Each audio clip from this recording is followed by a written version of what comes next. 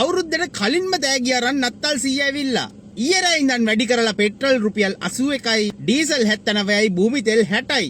ඔව් ඔයලගේ පුනුරුද ආණ්ඩුවෙන් තමයි වැඩි කරලා තියෙන්නේ. මේ වෙනකොට 136කින් පෙට්‍රල් මිල වැඩි වෙලා තියෙනවා. එහෙම වැඩි කරත් ඒකට මේ ආණ්ඩුව පලි නෑ. අපි ඉවසන්න ඕනි කියලා සම හරක් කියන කතා ටිකක් මේ. මේ ප්‍රශ්නේ තියෙනවා. මේ ආණ්ඩුවට වැරද්දක් කියන එක නම් කියන්න බෑ. කාට?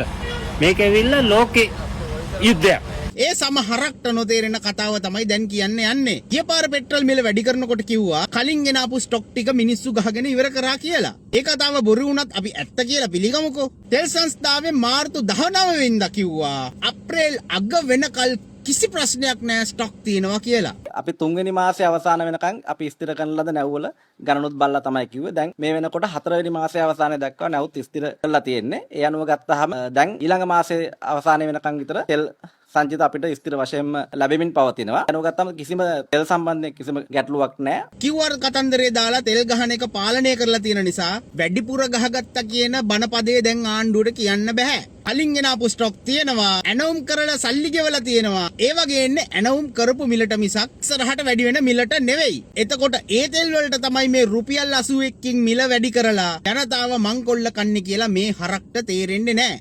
ගල්ලඟුරු වංචාව නිසා ආණ්ඩුව නිකන් තෙල් පුච්චනවා විදුලි බලය උත්පාදනය කරන්න. එතකොට ඒවත් එක්කද මේ කවර් කරන්නේ?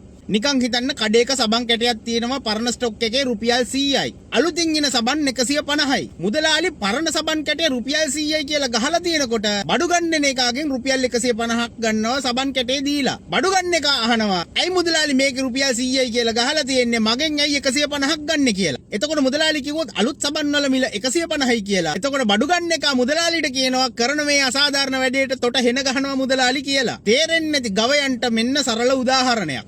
මේ ලෝක අර්බුදය ඇස්සේ අනුර කුමාර මහත්තයලා විපක්ෂේ හිටියානම් අර්බුදය ඇස්සේ ප්‍රශ්නය කළමනාකරණය කරගන්න හැටි අපූර්ව පාඩම් ටිකක් කියලා දෙන්න ඉඩ තිබ්බා. කරුමෙට මේ උන්දලා දැන් ඉන්නේ ආණ්ඩුවේ. මේ විපක්ෂේ ඉන්න කාලේ ඒගොල්ලෝ අර්බුද කළමනාකරණය කරන හැටි උගන්වපු විදිහ. ඒතර 1 ලීටරකින් රුපියල් 84ක් අය කරනවා. ඒකේ තියෙනවා බද්ද රුපියල් 60ක්. ඉතින් ආණ්ඩුවට පුළුවන් වුණා මේ වෙලාවේ හරි. තෙල් ශාස්ත්‍රා පාඩු ලබනවා. ඩොලර් නැහැ. ඒක හින්දා අපි මේ වෙලාවේ තෙල් මිල වැඩි කරනවා. හැබැයි අපි මේ බද්දෙන් අඩු කරනවා.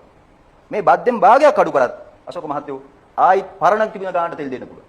ඉතින් මේ කියන විදිහට මේ ගහලා තියෙන බද්දත් අයින් කරන්නකෝ. අනුර කුමාර ඒ දවස්වල කියපු මේ භාණ්ඩාගාරයට ගෙවන රුපියල් 50ක් දැන් ගෙවලා ඉවරයි නම් අඩු කරන්නකෝ. තෙල් සංස්ථාව ලංකා බැංකුවට මහජන බැංකුවට ණයක් තිබ්බා. කොතර ණයද? ඩොලර් කෝටි 300ක ණයක් තිබ්බා. මොකද උනේ? ඒ ඩොලර් කෝටි 300 ණය භාණ්ඩාගාරේ බාරගත්තා. බාරගෙන ඉවරලා භාණ්ඩාගාරේ කිව්වා ඔයගොල්ලෝ ණය ගෙවන්න හැම තෙල් ලීටරයකටම රුපියල් 50 ගානේ ගන්න කිව්වා. දැන් මොකද වෙලා තියෙන්නේ? හැම තෙල් ලීටරයකටම රුපියල් 50 ගානේ ගෙවනවා භාණ්ඩාගාරයට මේ ණය ගෙවන්න. දැන් ණය කැපෙන තරමට ගෙවලා තියෙනවා. හැබැයි 50 අඩු කරන්නේ නැහැ. ජාතික ජනබලවේගයේ ආණ්ඩුවක් සාතික වශයෙන් මේ පිළිබඳ හොඳ හැදෑරීම කරලා තෙල් මිල අඩු කරනවා. දැන් තේරෙනව නේද රොබින් හුඩ් එකේ ෂෙරීෆ්වත් මේ තරම් බදු ගහලා මිනිස්සුන්ව තලා පෙලා දැම්මේ නැහැ කියන එක.